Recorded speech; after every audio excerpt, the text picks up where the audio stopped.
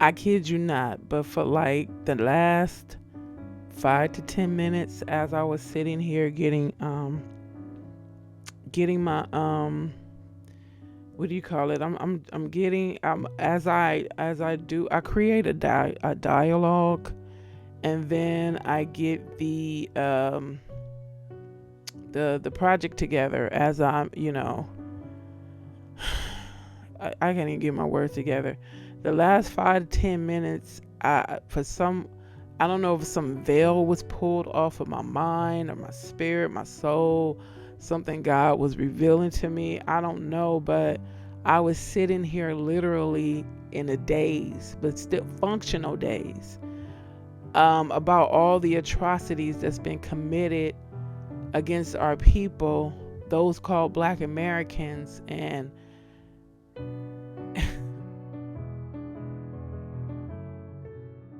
I'm speaking to European Americans and Europeans worldwide. You know how some don't like or you can't stand being accused of the atrocious acts your ancestors did to a whole group of people in this country and worldwide. But it's okay to still treat those called Black Americans almost exactly how our ancestors were treated.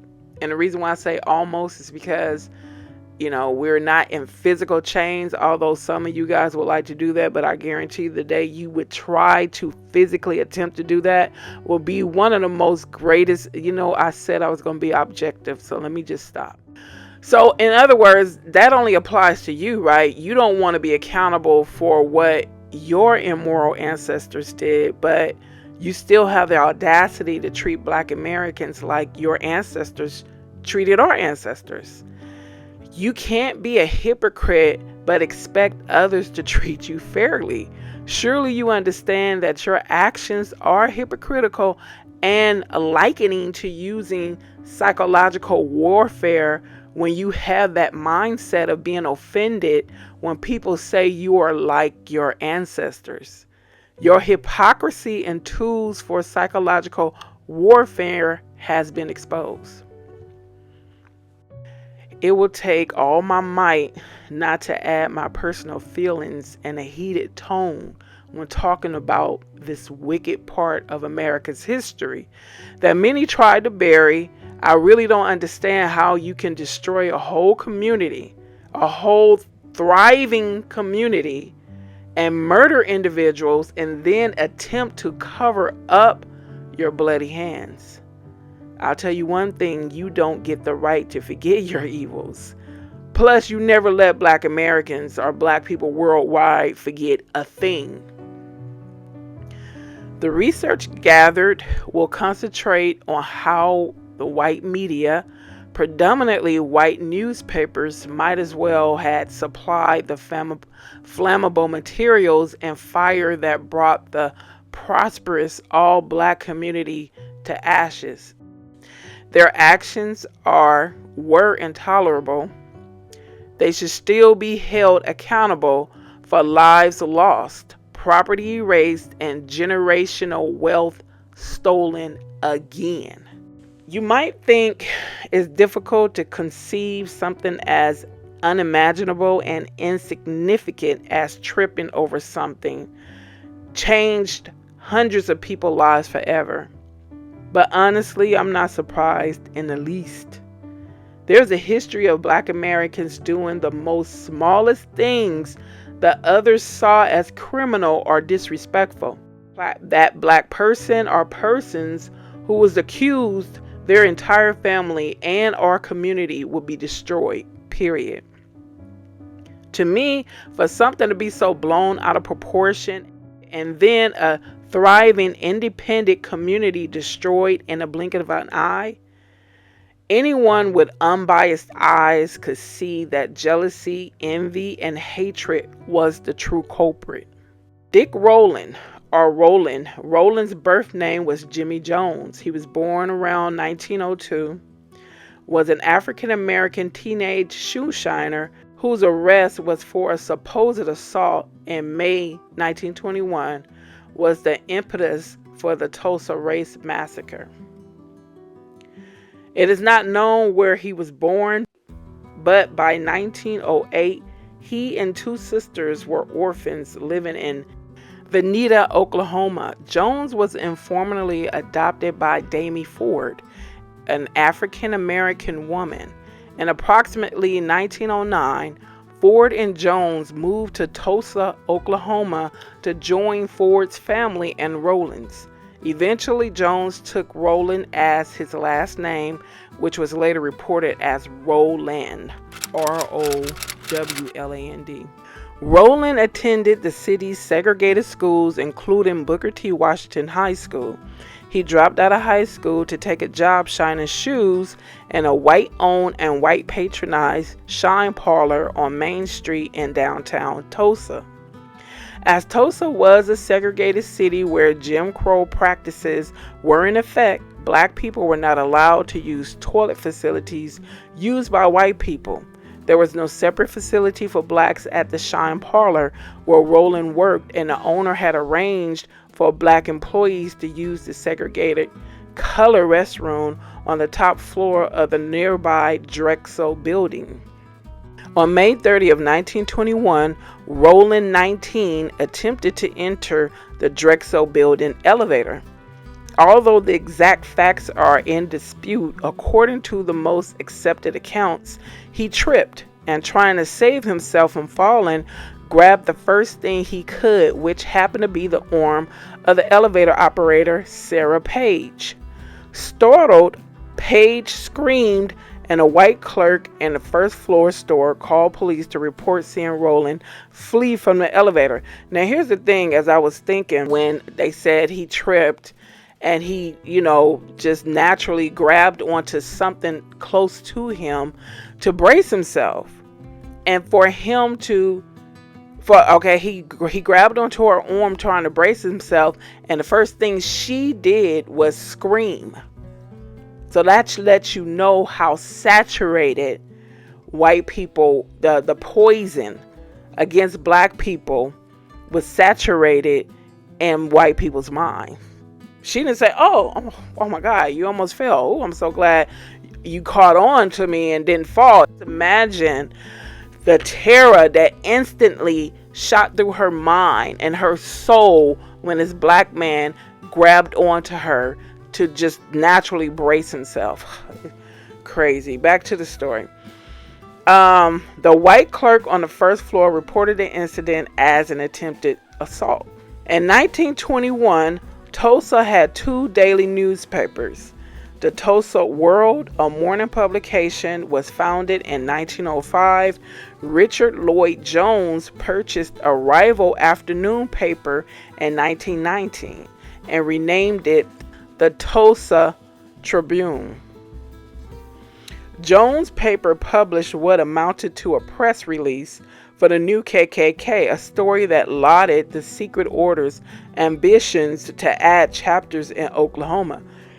The new Klan, the story said, was to be a living, lasting memorial to the original Klan members who had saved the South from a Negro empire built upon the ruins of Southern homes and institutions. Both the Tribune and the World ignored the lives of black Tulsans in their news coverage, aside from stories that portrayed the community as criminals. Sound familiar? Still happening today. But according to the Tulsa Race Riot Commission's 2001 report, the Tribune's crime coverage shifted its primary focus to black criminality 10 days prior to the start of the massacre, the commission wrote. Sounds like a setup, right? And a lengthy setup meaning they was going to use anything. It was like a ticking time bomb, because who would have known, or who would have thought that just a black man tripping and trying to brace himself on the arms of a white woman would have started this whole thing. So it was just, they were just looking for anything to destroy that community. That's what I meant. In a lengthy front page article concerning the ongoing investigation of the police department, not only did racial issues suddenly come to the foreground, but more importantly, they did so in a manner that featured the highly explosive subject of relations between black men and white women.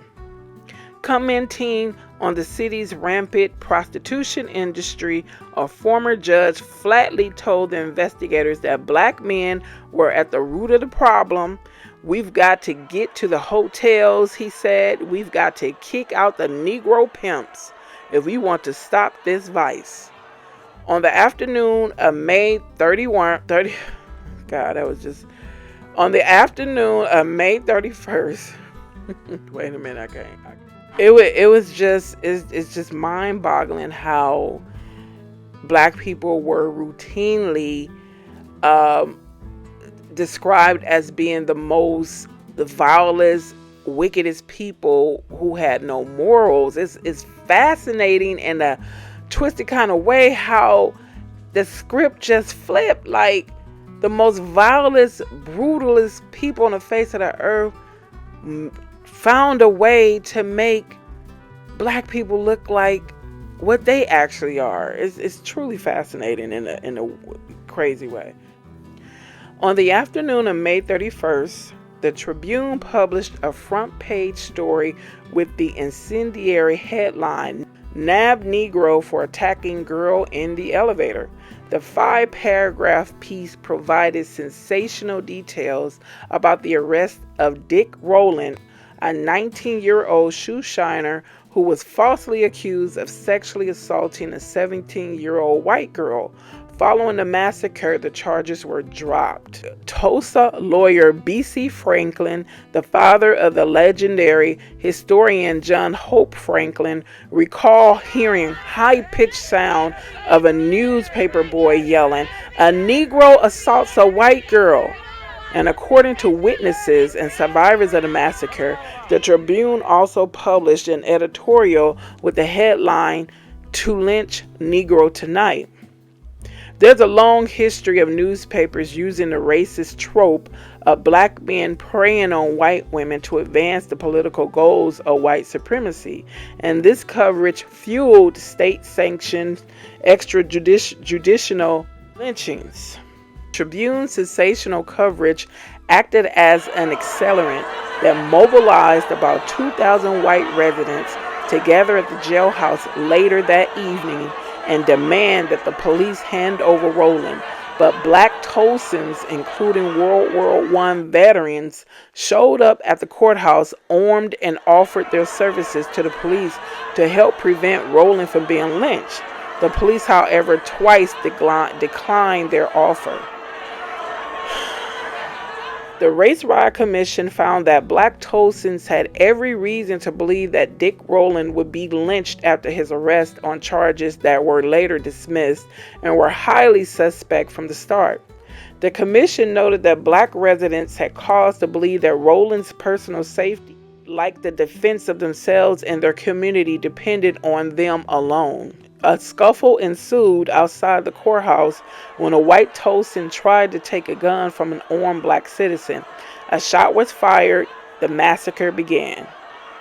Soon the police deputized white men, providing them with weapons and ammunition.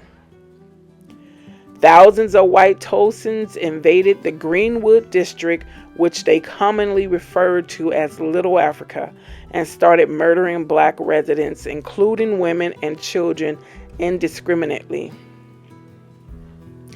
The offices of the city's two black-owned newspapers, the Tulsa Star and Oklahoma Sun, were also destroyed.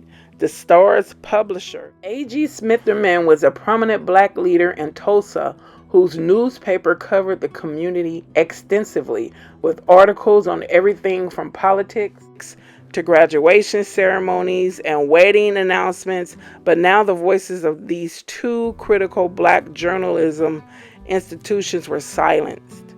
Well, lovely listeners, that concludes part 1. Part 2 is published right directly behind it. Thank you. See you there.